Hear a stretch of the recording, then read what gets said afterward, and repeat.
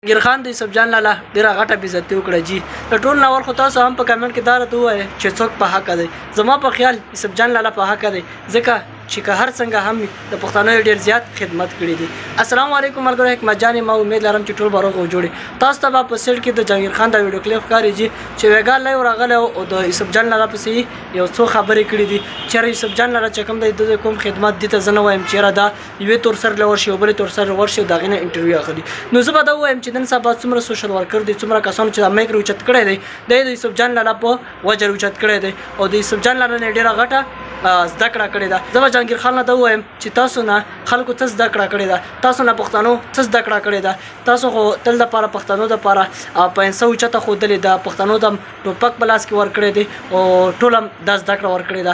راځئ د جهانګیر خان دا ویډیو کلیپ ګورو، د هغې نه پس یو پیغام هم ورکوم. لالا یو پوښتنه کومه، خیر خفه کېږي به نه، یو شخصي پوښتنه ده که نه ستا د یوسف جان لالا روغه شوې ده او که نه؟ لا الله دې نه کړي، الله دې نه کړي. څه د کار سړی هغه سره به زه روغ وکړمه. هغه په خلکو باندې شیان یایي که نه چې خلک یې نه شو کوي. څوک؟ یوسف ده که څه شی ده هغه شی سیکریټ به وي د ځینو خلکو به یو مجبوري دی پسې وارث نه ده. تا ولې مړی وکړو، ته ولې پې سپور سوې؟ والله دې معافي راکړي، الله دې معافي راکړي. لکه داسې حادثه مطلب چا سره زیاتې وشي نو ته ورشه که نه. جهانګیر لالا زما ټول پښتانه خوښېږي که نه، ته هر یو زمونږ د زړه کیسر دی. د هغه بعد پروګرامونه زما ډېر خوښېږي، خو بعضې داسې دي که نه ته پښتون چې کوم غلط کار کوي ته باید هغه صرف شو نه کړي، پښتون چې کوم ښه کارونه کوي هغه هم باید شو کړي. نو اوسه پورې هغه ښه کارونه نه دي شو شوي، باید ښه کارونه هغه شو کړي. مطلب چې نیگیټیو ښایي پازیټیو دا هم ښایي که نه چې تاسو یو پهلو به بند کړئ پټ کړئ او بل پهلو یې خلکو ته ښایي. مطلب توبه خدای توبه خدای، زه د پښتنو خلاف شم چې پښتانه داسې کوي داسې کوي داسې کوي. نو پښتنو خو ډېر د بهادرۍ کارونه او ډېر ښه نیک کارونه هم کړي دي، هغه هم دنیا ته ښایه که نه. ما د هغې څو پروګرامونه کتلي، خدای شته زه په هغې غوسه شوی وم. ما پسې به بد ویلي، ما چېرته اړو بس کاته کې نه راوستو، ما پسې وایه بس خیر دی ډېر دشمنان دي زما، هغې به وایي ته هم وایه خیر دی ته هم پکې لګیا اوسه.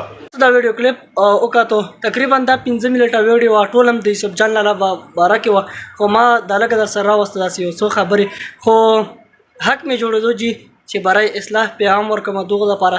ځکه جهانګیر خان دی په دې باندې دا ویډیو چې هر کم یو کس ګوري د جهانګیر خان فین وي نو هغه دی ما نه په دې باندې خفه کېږي ما، ځکه چې زما حق دی تنقید برای اصلاح.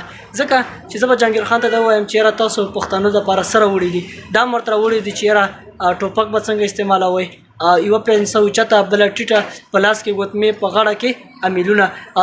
همیشه دپاره په هغه شی سوچ تاسو کړی، تاسو ځان سره په ویډیو کې په ډرامه کې جینۍ راوستې ده، په فلمونو کې هم ځان سره جینۍ راوستې ده. د فلمونو نه به خلک څه زده کړه وکړي یا د ډرامې نه به خلک څه زده کړه وکړي. زر شم د یوسف جان نازجي زه دا تاسو ته هم وایم چې یاره تاسو دا ووایئ په کمنټ کې چې کم یو په حقه دی. زما په خیال یوسف جان لالا په حقه دی ځکه چې هغه د پښتنو ډېر خدمت کړي دي.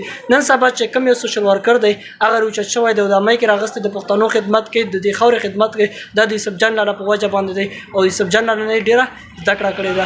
نو جهانګیر خان له به زه دا ووایم د دې فحاشۍ نه د دې ډرامو نه لږ لاس واخلئ، تاسو پښتنو له میسج راوړئ، تاسو د پښتنو خدمت کوئ نو دا پښتانه به تاسو سپورټ کوي. ډېره مننه چې هر چېرته هم یې خوشحاله آباد لره. نو راکړئ مارې اجازه خدای الله په امان.